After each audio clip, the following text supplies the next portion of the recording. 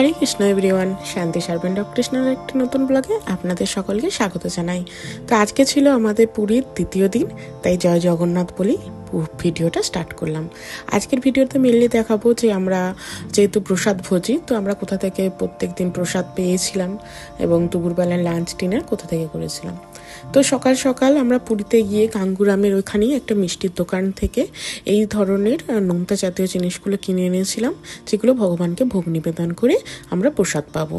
তো গোপালকে তো দেখেছিলেন, আমরা নিয়ে পুরী এসেছি, আগে ভিডিওতে আপনারা দেখেছেন। যারা আমার পুরীর প্রথম দিনের ট্রেন জার্নি ভিডিও এবং প্রথম দিনের ভিডিও দেখেননি, ডিসক্রিপশানে লিঙ্ক দিয়ে রাখবো, আপনারা চাইলে চেক করে নিতে পারেন। তো সকালবেলা মা আর বাবা এই মিষ্টি তারপরে এই নোনতা জাতীয় জিনিসগুলো ভগবানের জন্য নিয়ে এসেছিল। তাই প্রথমে প্রভু ভগবানকে আমার গোপালকে ভোগ নিবেদন করে দিয়েছে। আর আগের দিন ছিল একাদশী, তাই সকালবেলা সবাই মিলে পালন করে এখন ভগবানের প্রসাদ পেতে বসে যাব। তো গোপালের প্রসাদ পাওয়া হয়ে গেছে। আর দেখুন, আজকে গোপালকে প্রভু পুরীতে এসে একটা পিঙ্ক কালারের ড্রেস পরিয়ে দিয়েছে, আর জগন্নাথের বলরাম সুভদ্রা মহারানী সবাইকে শৃঙ্গার করিয়ে দিয়েছে, অভিষেক করিয়ে। তো মা এখন সবার পাতেতে মুড়ি লুচি এগুলো ডিস্ট্রিবিউট করে দিচ্ছিল, কারণ আমরা এখন মুড়ি আর লুচি দুটো এই পাবো প্রসাদ। আসলে বাঙালি তো একটু মুড়ি পেতে খুব ভালোই লাগে, আর একাদশীর পরের দিন খুব একটা এই তেল জাতীয় জিনিস খেতে ভালো লাগে না, তাই মুড়ি আর এই যে ঘুগনি আরে দেখছেন, এগুলো সমস্ত আমরা ইস্কন থেকে নিয়ে এসেছিলাম। আগের দিন তো আপনারা একাদশীর ভিডিওটা যখন দিয়েছিলাম, মানে পুরীর ডে ওয়ানে, সেখানে দেখেছিলাম আমরা ইস্কনে গিয়ে একাদশীর প্রসাদ পেতে গিয়েছিলাম। তো ইস্কনের পুরো ডিটেলসটা আপনাদেরকে একটু বলে দিই। ইস্কনটা সরকত্তার যে আছে পুরীর, তার পাশের রোডটা দিয়ে গেলেই যেখানে আদি কাকাতুয়া মিষ্টান্ন ভাণ্ডার আছে, যেখানে খুব নামি জনপ্রিয় খাজা পাওয়া যায়, তার অপোজিটেই একদম গৌরীয় মঠ আর ইস্কন দুটোই অবস্থিত আছে। তাই আমরা প্রথম দিন থেকে এসে ইস্কন থেকে প্রসাদ পাচ্ছি। আগের দিন একাদশীর প্রসাদ পেয়েছিলাম, তারপর আজকের লাঞ্চ ডিনার সমস্ত কিছু আমাদের ইস্কনেই করার ইচ্ছা আছে। তো এখন আমি, প্রভু, মা সবাই মিলে বসে পড়েছি, আর সবাই মুড়ি প্রসাদ পাচ্ছি। মাও পাচ্ছে মুড়ি প্রসাদ। একাদশী পরের দিন খেতে খুবই ভালো লাগছিল। আসলে এই ধামেতে একাদশী করার গুরুত্ব অনেকটাই আছে। পুরীতে অনেকেই একাদশী করে না, এই নিয়ে অনেক কন্ট্রোভার্সি আছে, সেখানে আমি যাচ্ছি না। কিন্তু আমরা একাদশী পালন করেছি পুরীতে, এবং সবসময় একাদশী যেখানেই থাকি না কেন আমাদের পালন করা খুবই গুরুত্বপূর্ণ, কারণ কৃষ্ণের খুব প্রিয় দিন হচ্ছে একাদশী।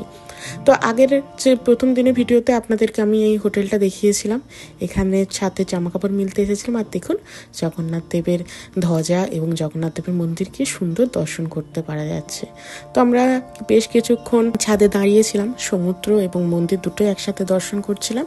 তারপর নিচে নেমে এসে আমরা রেডি হয়ে একটু যাব বাইরের দিকে। একটু আজকে মার্কেটটা, প্রথম দিন থেকে এসেছিলাম, একদিন জগন্নাথ দেবের মন্দিরে গিয়েছিলাম, তারপরে মানে কালকেই দিনটাই কাটিয়েছি। একাদশী দিন সকালবেলা গোপীনাথরা বাড়ি গেল, তারপর বিকেলবেলা জগন্নাথ দেবের মন্দির। সেরকমভাবে মার্কেটটা একটু ঘুরে দেখা হয়নি।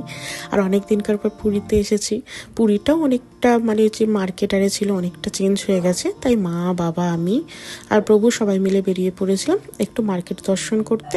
তারপর এসে গোপালের জন্য আমি অন্ন প্রসাদ কিছু বানাবো। তো যেরকম কথা সেরকমই বেরিয়ে পড়েছিলাম। মার্কেট মোটামুটি দেখতে দেখতে যাচ্ছিলাম। বেলার দিক বলে একটু কম দোকান খুলেছিল, কিন্তু রাত্রিবেলার দিকে এখানে প্রচুর দোকানপত্র আছে। আর ওই সামনে যে বিল্ডিংটা দেখছেন অরেঞ্জ কালারের, ওটাই ভারত সেবাশ্রম। আমরা ভারত সেবাশ্রমের একদম পাশেই ছিলাম, খুব একটা লাগছিল না। আর আমাদের যেহেতু হোটেলের নিচে বড় বড় একদম হ্যান্ডলুমের দোকান বা বিভিন্ন ধরনের পুরীর যে দোকান সেগুলো ছিল, তাই আমাদের মার্কেটটার একদম সামনে থাকার জন্য আমরা সবসময় জিনিসপত্রগুলো দেখতে পাচ্ছিলাম। তো এই দোকানে এসেছিলাম স্পেশালি একটু শাড়ি দেখতে। আসলে বাইরে খুব সুন্দর সুন্দর শাড়ির ডিজাইন ঝোলানো ছিল, তাই ভাবলাম যে একটু শাড়িগুলো দেখি, একটা নেওয়ার ইচ্ছা ছিল। তো কালো কালারের একটা খুব সুন্দর সম্বলপুরি প্রিন্টের উপর শাড়ি ছিল। তো দেখার পর দেখলাম যে কোয়ালিটিটা ঠিক মন পছন্দ হয়নি, তাই ভাবলাম যে যদি শাড়ি নিই তাহলে পুরী স্পেশাল শাড়ি নেবো। তো শাড়ির দোকান থেকে বেরিয়ে শাড়ির দোকানের পাশেই ছিল গাঙ্গুরাম মিষ্টান্ন। তো সেখান দিয়ে এখন খাজার জন্য জিজ্ঞাসা করতে এসেছিলাম যে কিরকম কি খাজা পাওয়া যায়। ওই দেখুন, আপনাদেরকে বোর্ডটা দেখালাম। দেশি ঘি 500 টাকা, সুগার ফ্রি 300 টাকা, আর একটা মশলা দেওয়া আছে সেটা 300 টাকা, আর সানফ্লাওয়ার নর্মাল খাজাটা 250 টাকার। তো বাবা সেটাই চাইছিল যে সুগার ফ্রিটা একটু টেস্ট করে দেখতে, তাহলে বাবার জন্য একটু সুগার ফ্রি নেওয়া হবে আর আমাদের জন্য নর্মাল নেওয়া হবে। তো খাজাটা বেশ ভালোই খেতে দিচ্ছিল, তবে সুগার ফ্রি খাজাটা আমি বলবো একটু ওই নিমকি টাইপের দেখতে, তবে ওনারা বলেও দিচ্ছিলেন যে এটাতে যেহেতু একদমই চিনি দেওয়া নেই, তো একটু নিমকি টাইপের টেস্ট লাগবে। তো তারপর মার্কেট থেকে ঘুরে চলে এসেছিলাম গোপালের জন্য অন্নপ্রসাদ বানাতে। এই কেটলিটা আমি বাড়ি থেকে ক্যারি করেছিলাম। আজকে এখানে তো ওরকমভাবে অন্নপ্রসাদ বানানো সম্ভব নয়, তো একদম ডাল, চাল আর আলু আর কাঁচা লঙ্কা দিয়ে আমি খিচুড়ি বানিয়ে দেবো। তো মা আলু ছোট ছোট করে পিস করে দিচ্ছিল, আর আমি ডাল চালটা বসিয়ে দিয়েছিলাম গোপালের খিচুড়ির জন্য। বাকি খিচুড়ির জন্য নুন, হলুদ, লঙ্কা যেগুলো লাগে আমি বাড়ির জন্য বাড়ি থেকেই নিয়ে এসেছিলাম। তো সেই কারণে এই কেটলিটা থাকার জন্য আমার গোপালের মতন মোটামুটি এই কেটলিটাতে যে কোয়ান্টিটি ধরে তাতে আমরা 4 জনে ভালোভাবেই প্রসাদ পেতে পেরেছিলাম। তো এটা প্রথমে একটু জিরে গুঁড়ো, ধনে গুঁড়ো, তারপরে লবণ সমস্ত কিছু দিয়ে খিচুড়িটাকে ভালো করে ফুটিয়ে নিলে খুব একটা বেশি সময় লাগে না, 20-25 মিনিট বা 30 মিনিটের মতো সময় লাগে, তবে খিচুড়িটা খুব সুন্দর তৈরি হয়ে যায়।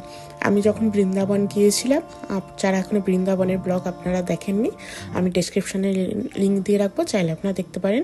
সেই বৃন্দাবনেও আমি এই জিনিসটা নিয়ে গেছিলাম। আসলে যেখানেই গোপালের জন্য আমি যাই, যেহেতু আমার গোপালকে একদম সঙ্গে করে সব জায়গায় নিয়ে যাই, আমি এই কেটলিটা সব জায়গায় নিয়ে যাই। এটা ইলেকট্রিক কেটলি আছে, কিন্তু এখানে খুব সুন্দর করে রাইস বা যে কোনো ধরনের জিনিস খুব সুন্দর করে বানানো যায়। তো মা একটু নেড়ে দেখে ভগবানকে ভোগ নিবেদন করে দিয়েছিল। আমরা এখন একটু সমুদ্রে যাব, তো সমুদ্রে যাওয়ার আগে ভাবলাম ভগবানের প্রসাদটা পেয়ে যাই, তাই এখানে আমরা সবাই খিচুড়ি প্রসাদ পেতে বসে গিয়েছিলাম। কেটলিটা দেখতে ছোট হলেও অনেকটা পরিমাণে হয়েছিল, তাই আমরা 4 জনই প্রসাদ পেয়ে নিয়েছিলাম। তো ভগবানকে ভোগ নিবেদন করার পর এখন আমরা সবাই খিচুড়ি প্রসাদ পাচ্ছি। এই খিচুড়ি প্রসাদ পাওয়ার পর এখান থেকে আমরা সমুদ্রে স্নান করতে যাব। এটা আমাদের দ্বিতীয় দিন ছিল। গোপীনাথ আগের দিন চলে গিয়েছিল, মনটা অনেকটা খারাপ হয়ে গিয়েছিল, কিন্তু পুরীতে বেশ ভালোই লাগছিল।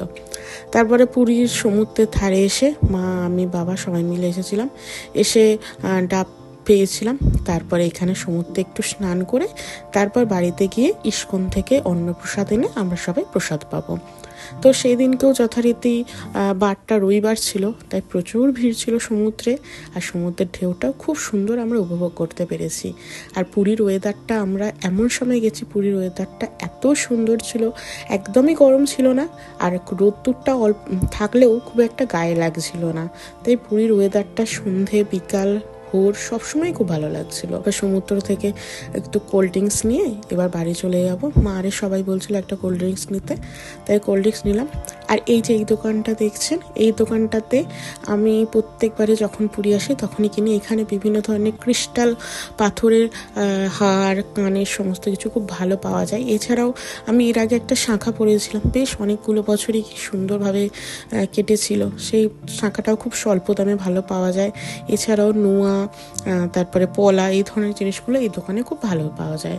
তো আমি সেই কারণে বেশ কিছু হার, মা বিভিন্ন ধরনের জিনিসপত্রগুলো দেখছিলাম, তো সেখান থেকেও বেশ কিছু কেনাকাটা করে নিয়েছিলাম। আপনাদেরকে কি কি কিনেছিলাম সেই ব্লগটা না হয় পরে একদিন দেখাবো। এখানে বেশ ভালো ভালো কানের টানের দেখার পর ওর পাশেই যেখানে মিও আমার আছে, পাশ দিয়ে যে গলিটা আছে যেখানে জগন্নাথ বলরাম সুভদ্রা মহারানী অবস্থান করছে, সেই গলিটাই হচ্ছে এই গলিটা। আমার এসে থেকে জগন্নাথ বলরাম সুভদ্রা মহারানীর এই দর্শন পাইনি, তো এসেছি, দেখুন কি সুন্দর করে সাজিয়েছে। আর এখানের কিন্তু আরতিটাও সন্ধ্যাবেলা খুব ভালো লাগে, তাই যদি আমরা আরতিতে চাই আপনাদের সাথে শেয়ার করব। তারপর সমুদ্র থেকে এসে ফ্রেশ হয়ে প্রভু চলে গিয়েছিল ইস্কন থেকে প্রসাদ আনতে, অন্নপ্রসাদ। তো সেই অন্নপ্রসাদটাই এখন আমরা সবাই মধ্যে ডিস্ট্রিবিউট করে দিয়েছি। আগের দিন আপনারা একাদশীতে দেখেছিলেন আমরা ওখানে প্রসাদ পেয়ে এসেছিলাম। তারপরের দিন বাবা প্রত্যেক দিন এতটা হেঁটে মন্দিরে যেয়ে উঠতে পারে না, সবসময় টোটোটা ওই সরকতারটা যেহেতু অল্প দূরে ছিল, যেতেও চাইছিল না, প্যাক করে মানে পার্সেল করে নিয়ে চলে এসেছিলাম। তো প্রত্যেক প্লেট প্রসাদের দাম ছিল 120 টাকা করে, মানে আমাদের কাছ থেকে 120 টাকা করে দাম নেওয়া হয়েছিল। এর আগে 100 টাকা করে ছিল, 20 টাকা করে বেড়েছে। তার মধ্যে দিয়েছিল অন্ন, দিয়েছিল ডাল, দিয়েছিল একটা মিক্স ভেজ দিয়েছিল, যার মধ্যে কুমড়ো, সয়াবিন এই সমস্ত কিছু ছিল, আর একটা ইঁচুড়ের সবজি দিয়েছিল, চাটনি দিয়েছিল, পরমান্ন দিয়েছিল, আর চিপস দিয়েছিল। তো এই ছিল আমাদের ভিডিও। আজকের সেকেন্ড দিনের কি আমরা প্রসাদ পেলাম সেই নিয়ে একটা ভিডিও ছিল।